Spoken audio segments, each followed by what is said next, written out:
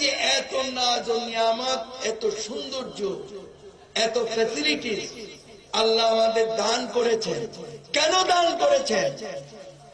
আল্লাহর উপর দৃঢ় ঈমান আনার জন্য, আল্লাহ বলে আল্লাহকে ডাকার জন্য, এবং আল্লাহর আনুগত্য স্বীকার করার জন্য। তাই আল্লাহ মোহাব্বত করে ইনসানকে সৃষ্টি করেছেন আল্লাহর উপাসনা করার জন্য, আল্লাহর ইবাদত করার জন্য। কিন্তু কোন মখলুকাত থেকে আল্লাহ রাব্বুল আলামিন সমস্ত মখলুকাত আল্লাহর উপাসনা করে।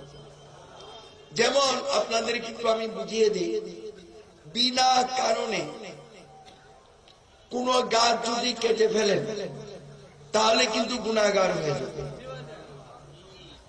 রাস্তা দিয়ে হেঁটে যাচ্ছে, অনেকে লাফ মেরে গাছের ডাল ভেঙে ফেলে কিনা, আবার চারা গাছ বলে, বা কতগুলো গাছই আছে ছোট, গ্রাম এলাকা দুই পাশে গাছ থাকে না, কি বলে এটাকে উপড়ে ফেলে ঘুরাতে ঘুরাতে যায় না, কি বলে? তখন আল্লাহ বলবেন, এই গাছ বলবে যে আল্লাহ আমার কি অপরাধ, আমাকে কেটে ফেলা হলো কেন, আমাকে উপড়ে ফেলা হলো কেন? তুমি আল্লাহর জিকিরই তো আমি করছিলাম।